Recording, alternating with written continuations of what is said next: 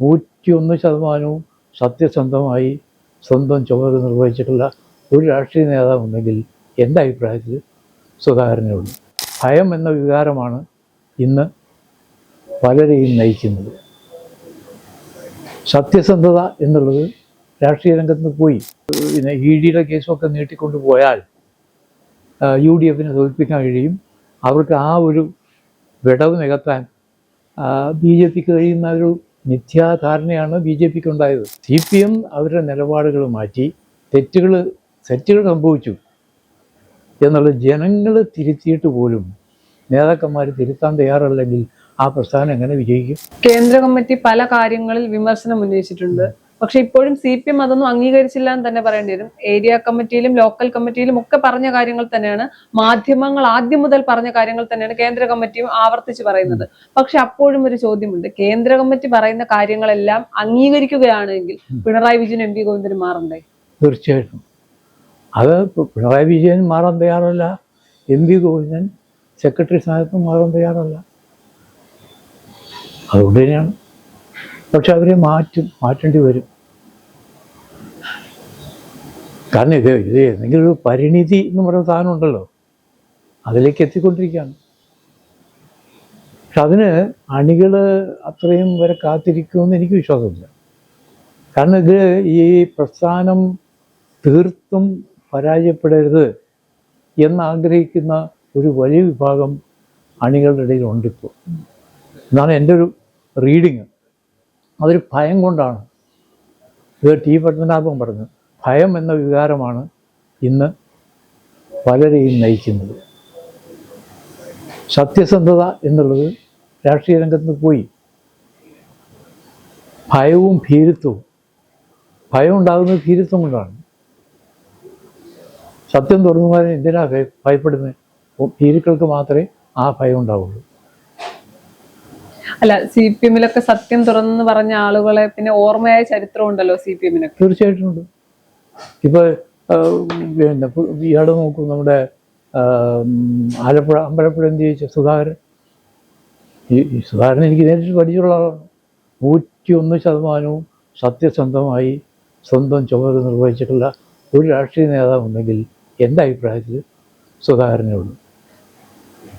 10 വർഷം syndicate മെമ്പറായി Kerala university. എനിക്കറിയാം, ഒരു അഴിമതിക്കും അയാൾ വഴിപ്പെട്ടിട്ടില്ല. പിന്നെ ഒരു യോഗത്തിൽ വരികയാണെന്ന് പറഞ്ഞാൽ സുധാകരൻ കൃത്യസമയത്ത് വരും. 10 മിനിറ്റ് വെയിറ്റ് ചെയ്യും. കണ്ടില്ലെങ്കിൽ അയാളങ്ങ് പോകും.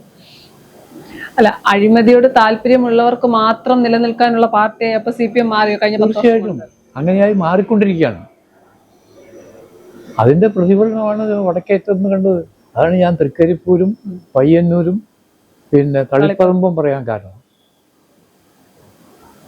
അതിന് CPIക്കും അതിൻ്റെ ഒരു പാഠം പഠിക്കാനുണ്ട്. നാദാപുരം ഇന്നേ വരെ CPIയെ കൈവിടാത്തൊരു മണ്ഡലമാണ്.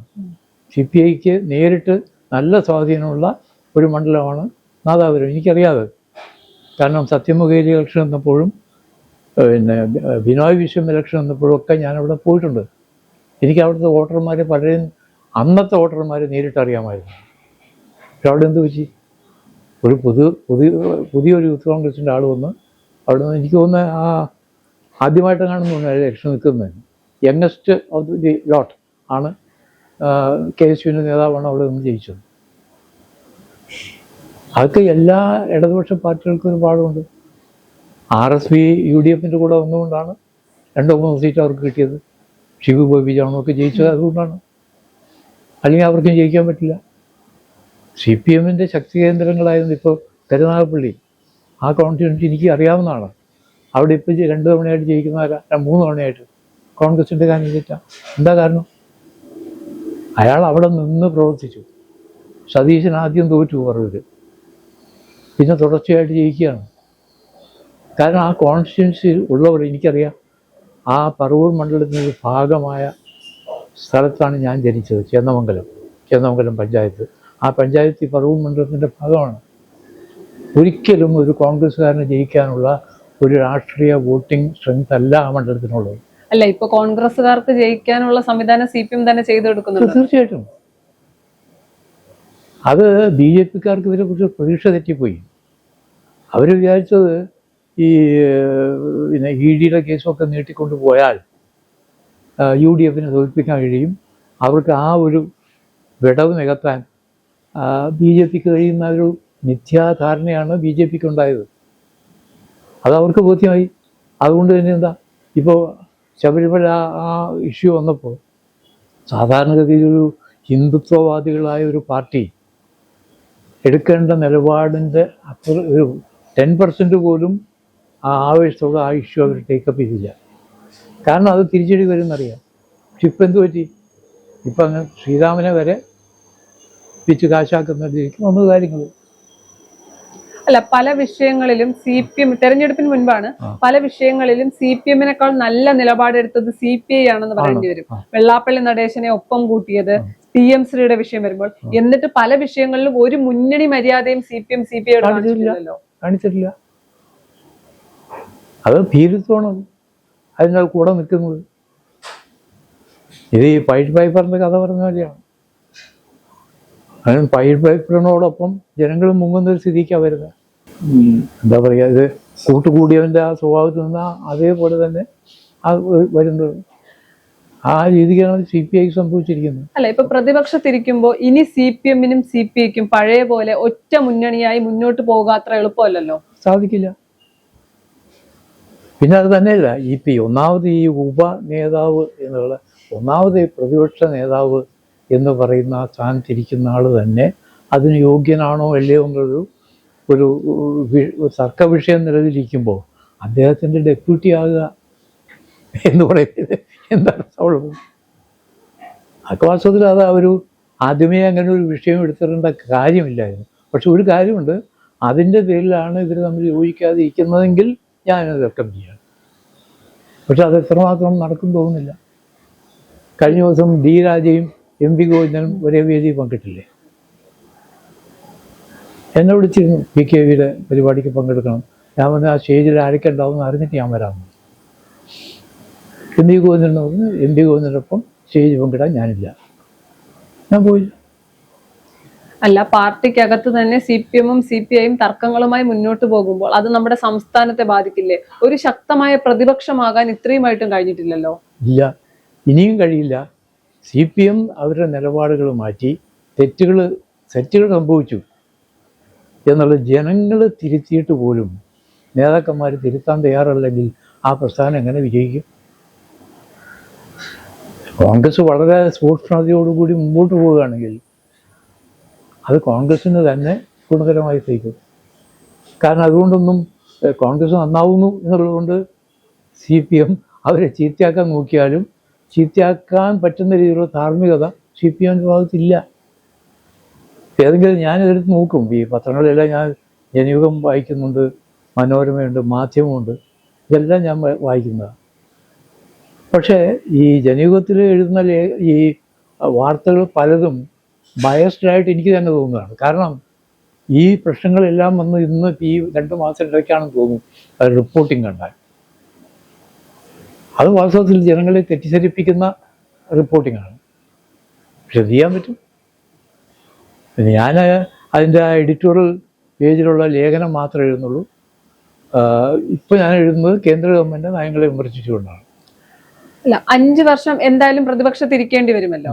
ആ 5 വർഷത്തിനിടയിൽ എന്തെങ്കിലുമൊക്കെ സംഭവിച്ച് CPM അല്ലെങ്കിൽ LDF-ൽ നിന്ന് CPI പുറത്തേക്ക് പോകാനുള്ള സാധ്യതയുണ്ട്. ഇതിനു മുൻപും പല പ്രശ്നങ്ങൾ വന്നപ്പോൾ അത്തരത്തിലൊരു ചർച്ച ഉണ്ടായിരുന്നല്ലോ. ഇത് വാസ്തവത്തിൽ അത് ഞാൻ ആ ഒരു ലെവലിലേക്ക് സംസാരിച്ചില്ലെന്നേ ഉള്ളൂ.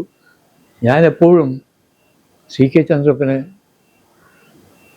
ചന്ദ്രപ്പന് ഈ കാര്യത്തിലുള്ള നയസംയോഗത്തെ അനുകൂലിക്കുന്ന ആളാണ് ഞാൻ. എന്നെക്കാൾ മുമ്പ് ഇതിൻ്റെ പേരിൽ പാർട്ടി മെമ്പർഷിപ്പ് നഷ്ടപ്പെട്ട ആളാണ് അജയ്കുമാർ. മലബാറിലെ മാധവൻ എന്ന് പറയുന്ന പഴയ ഒരു കമ്മ്യൂണിസ്റ്റ് നേതാവുണ്ട്, ഞങ്ങളൊക്കെ വളരെ ബഹുമാനിച്ച ആ മാധവൻ്റെ മകനാണ് അജയ്കുമാർ. അജയ്കുമാറും ഞങ്ങളൊക്കെ ഒരേ രീതിയിൽ ചിന്തിക്കുന്നവരാ. CK ചന്ദ്രപ്പൻ്റെ നേതൃത്വമാണ് കേരളത്തിൽ CPIക്ക് ഏറ്റവും കൂടുതൽ മാന്യത നേടിത്തരുമായിരുന്ന ഒരു നിലപാട് CPIയുടെ ആണ്, ചന്ദ്രപ്പൻ്റെയാണ്. കാരണം ചന്ദ്രപ്പൻ പറയുന്നത് ഭാവിയിൽ ഫാഷിസമായിരിക്കും ഇന്ത്യൻ ജനാധിപത്യത്തെ ഏറ്റവും കൂടുതൽ നേരിടേണ്ട ഭീഷണി. ആ ഫാഷിസം പ്രതികരിക്കുന്നത് BJP ആണ്. അപ്പോൾ BJPയെ പരാജയപ്പെടുത്തണമെങ്കിൽ ആൻറ്റി ഫാഷിസ്റ്റ് കക്ഷികളെ മുഴുവൻ ഒരു കുടക്കീഴിൽ അണിനിരത്തണം. അതിന് മുൻകൈ എടുക്കുന്നത് CPI ആണ്. അതിനൊരു മാതൃകയാണ് അച്യുതമേനോൻ്റെ കേരളത്തിലെ ഭരണം. അന്നുണ്ടായിരുന്ന അത്രയും പരിഷ്കാരങ്ങൾ പിന്നീട് അതിനു മുമ്പോ അതിന് ശേഷമോ ഇല്ല. അതുപോലെ തന്നെ ഡോക്ടർ KN രാജിനെ ആരെങ്കിലും ഓർക്കുന്നുണ്ടോ?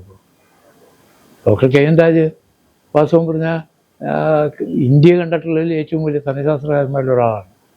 രാജിനെ എനിക്ക് നേരിട്ട് അറിയാവുന്നതാണ്. ഡോക്ടർ അതിൻ്റെ ഫേമസ് ആയിട്ടുള്ള ഒരു ഇതുണ്ട്,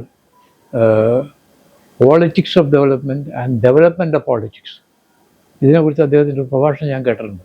BTH ഞാൻ പഠിക്കുമ്പോൾ ഞങ്ങൾ പോയി കേട്ടിട്ടുണ്ട്. അത് കഴിഞ്ഞ് ഞാൻ അധ്യാപകന് ശേഷവും അദ്ദേഹം ഈ വിഷയത്തെക്കുറിച്ച് സംസാരിക്കാൻ ഞാൻ ക്ഷണിച്ചു വരുത്തിയിട്ടുണ്ട്. KN രാജ് പറയുന്നത് ഡെവലപ്മെൻറ്റിൻ്റെ പോളിറ്റിക്സ് എന്ന് പറയുന്നത് ജനതാല്പര്യം സംരക്ഷിക്കുന്ന ഡെവലപ്മെൻറ്റാണ്. എന്നാൽ കേരളത്തിലും ഇന്ത്യയിലും നടക്കുന്നത് പോളിറ്റിക്സ് ഓഫ് ഡെവലപ്മെൻറ്റാണ്. ഡെവലപ്മെൻറ്റ് വഴി പൊളിറ്റിക്കൽ പാർട്ടീസ് ഗെയിൻ ഉണ്ടാക്കാൻ നോക്കുന്നു. അതാണ് നടക്കുന്നത്. ഇത് വിളിച്ചു പറഞ്ഞാൽ അതുപോലെ തന്നെ ഈ പേഴ്സണൽ സ്റ്റാഫിൻ്റെ നിയമനം, അതൊക്കെ അന്നൊക്കെ ഈ പാഴ്ചെലവിൻ്റെ കാര്യത്തിൽ എത്ര പേർക്കായി നിയമനം കൊടുക്കുന്നു. KR നാരായണൻ കേന്ദ്രത്തിലെ മന്ത്രിയായിരുന്നപ്പോൾ 4 പേരാണ് പേഴ്സണൽ സ്റ്റാഫ്. ഇവിടെ 30 പേരായിരുന്നു. എന്താ ആ ഒരു ഡിഫറൻസ്? അങ്ങനെ പല കാര്യങ്ങളിലും ഭരണരംഗത്തുള്ള പാഴ്ചെലവ് വളരെയധികം കുറയ്ക്കാനുണ്ട്. എന്നിട്ട് വിമർശിക്കുന്നത് എന്തിനാ? ഈ പെൺകുട്ടികൾക്ക് സ്ത്രീകൾക്ക് ബസ്സിൽ സൗജന്യ യാത്ര. എനിക്കറിയാം ഈ സൗജന്യ യാത്ര യൂട്ടിലൈസ് ചെയ്യുന്ന ആ കുടുംബത്തിൽപ്പെട്ട കുട്ടികളെ എനിക്കറിയാം. ഈ തുണിക്കടയിലൊക്കെ ജോലിക്ക് നിൽക്കുന്നവരാണ്. ഞാൻ അതിനെ അനുകൂലിക്കുന്ന ആളാണ്. അല്ല, എല്ലാ കാര്യങ്ങൾക്കും വിമർശിക്കുന്ന പ്രതിപക്ഷമല്ലല്ലോ വേണ്ടത്. ഞാൻ അന്ന് എന്നോട് ചോദിക്കുമ്പോൾ ഞാൻ പറയും, എന്നുവെച്ചാൽ ഫ്രീ ബീസ് എന്ന് പറയുന്നത് ആർക്കും കൊടുക്കാവുന്ന ഒരു സാധനമാകരുത്. ഫ്രീ ബീസിനെ കുറിച്ച് കഴിഞ്ഞ ദിവസം ഞാൻ ഒരു ജനയുഗത്തിൽ ലേഖനം എഴുതിയിരുന്നു. അത് ഞാനിത് വേർതിരിച്ച് കണ്ടിരുന്നു. ഇപ്പം അത് ഈ KSRTCയിൽ സൗജന്യ യാത്ര ഓർഡിനറി ബസ്സിൽ എന്തുകൊണ്ടും സ്വാഗതാർഹമായ തീരുമാനമാണ്. അത് നടപ്പാക്കി എന്നുള്ളത് UDF ഗവൺമെൻറ് പ്രത്യേക അഭിനന്ദനം അർഹിക്കുന്നുമുണ്ട്. കാരണം ആ സൗജന്യം ഉപയോഗിക്കുന്ന ദുരുപയോഗം ചെയ്യുന്നുണ്ടെങ്കിൽ തടയണം, നിർബന്ധമായിട്ടും തടയണം. അത് ഒരു പരിഷ്കാരം നടപ്പാക്കുമ്പോഴല്ലേ അതിൻ്റെ പാളിച്ചകളെക്കുറിച്ച് നമുക്ക് ബോധ്യം വരുള്ളൂ. ആ പാളിച്ചകൾ കണ്ടാൽ അത് തിരുത്താൻ കഴിവും തയ്യാറുള്ള ഒരു മന്ത്രിയാണ് CP ജോൺ. എനിക്ക് അയാൾ നല്ലപോലെ അറിയാവുന്ന ആളാണ്. CP ജോൺ വിചാരിച്ചാൽ ഈ പരാതികളെല്ലാം പരിഹരിച്ചുകൊണ്ട് ആ ഒരു സൗജന്യത്തെ ഫുൾ പ്രൂഫായ ഒരു സൗജന്യമായി നടപ്പാക്കാൻ കഴിയും.